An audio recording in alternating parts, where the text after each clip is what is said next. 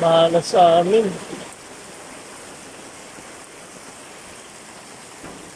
Yung motor ko, nilabas ng kapatid ko. Hindi ko alam kung saan yung nilagay. Oh,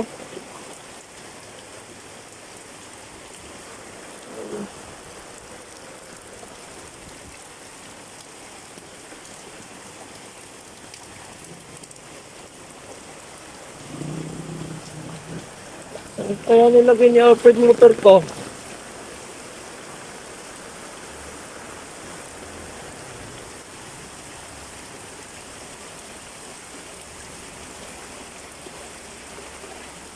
Una, nagising ako, ano pa, mababaw pa.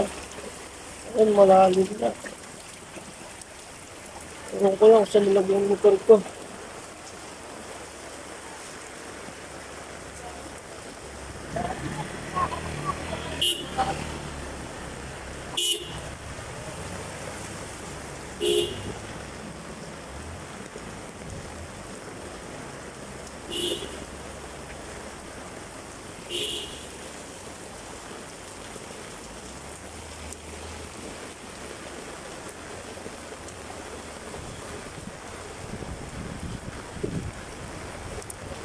Yun. Brad, saan nilagay? Brad, baka makulong daw makalabas. Baka makulong baka daw makalabas mamaya. Saan patingin? Hindi ko kasi sigurado kung makapasok ako mamaya o kung makapasok man ako mamaya. Sabi nga, may delivery pa. Baka mamaya hindi ako makalabas eh. Nailak mo? Nahirapan ako na kanina yun. Alam ko yun. Ayun yung bagong sniper oh. Green.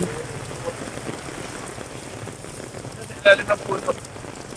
Saan? Baka mabugsa ka ng sanga yun. Pangano na yun.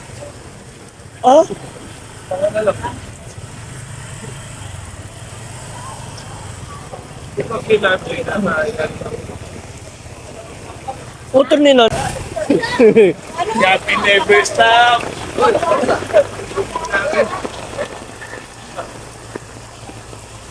Asan Brad?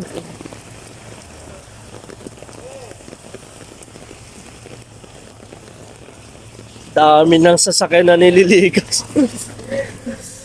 Dami ng sasakyan na nililikas eh. Kasi malalim ng baha sa loob ng Karangalan. Ay, ito Brad. Nailak mo na ba ilan ito? Paano nakakambyo? Kinambyo mo? Sige, okay na yan. Yung motor mo, saan mo nilagay? Ah. Oh, ang dami na sasakyan sa ano, sa highway. Isang linya na lang yung sasakyan sa kabila, oh. Parang kami Oh. Shopee. Gago. Parang ng Shopee kahit baha.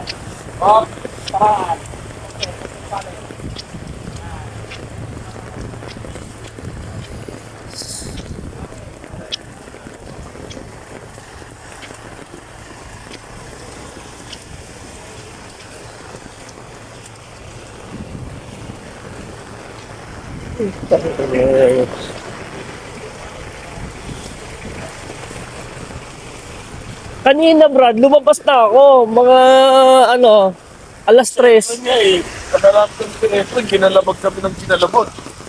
Tulog ba kayo? Oo. Alas 3 gumising na ako. Inakyat ko nga doon sa eskinita yung motor ko kasi medyo malalim na.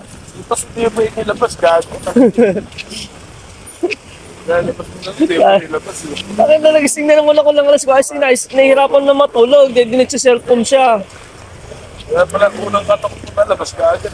Mahimala. Gising kasi na ako eh. Kasi hindi ako makatulog sa cellphone ni Nice dahil yung volume ng cellphone naririnig ko.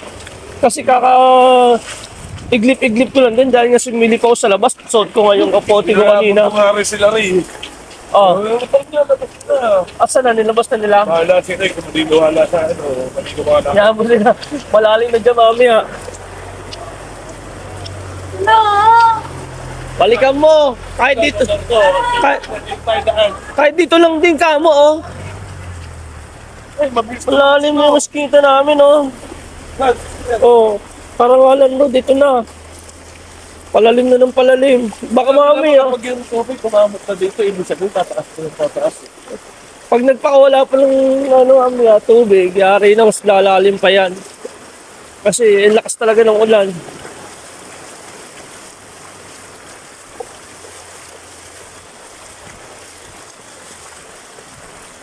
Ginising mo na yung kabilang bahay. Grabe. Oo.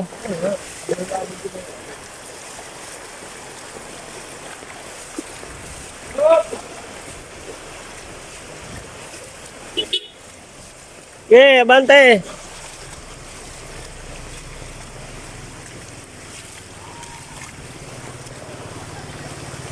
Dahil pasok mamaya po. Dami yung karangalan doon, do, parang ilog na. Parang ilog na. Nililikas na lahat. Eh dito wala pa mo. Mataas kasi ito eh. Itong iskita dito.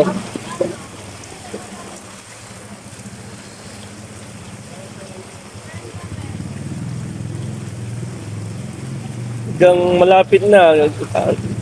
Palubog na yung bumper ng kotse oh.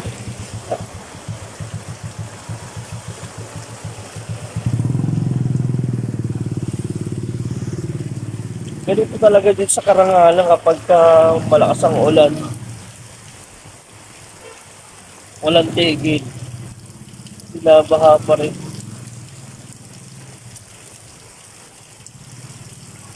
Alas 4 pa lang ng umaga. Malaman natin mamaya. Kasi alas 9 pasok ko eh. Umaalis ako. Alas 8:30. Kung walang tigil itong ulan na tumamaya, lumalim ang baha. Malabong makapasok tayo sa trabaho. Bilis niya. Kawawa naman oh, may ano, patay na puso. Dito sa eskinita, sa kabila wala pang baha. Yung tagos nyo sa kabila, sa amin. Ah, malalim na rin pala rin. Gising ba dyan? Oh, hanggang tuhod na. Labas nyo na yan.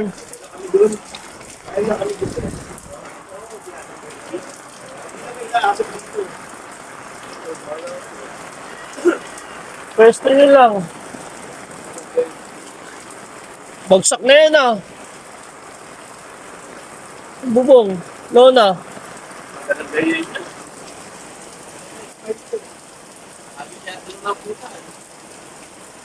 Parang kailangan ng palitan yan. Mura na yung lona sa ano. Sa Lazada. Uwi na ako. Uwi na ako. Naantok pa talaga ako.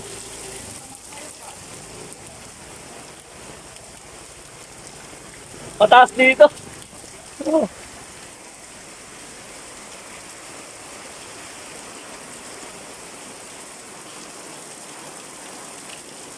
Ganito rin ako nung huling bumaha rito. Ligo talaga ako kasi ilang katok na kapalit ko, hindi pa kami nagigising eh. Buti ngayon, kahit paano, hindi pa ako masyadong kakaiglit. Ayan o. Kalahati na ng binti ko.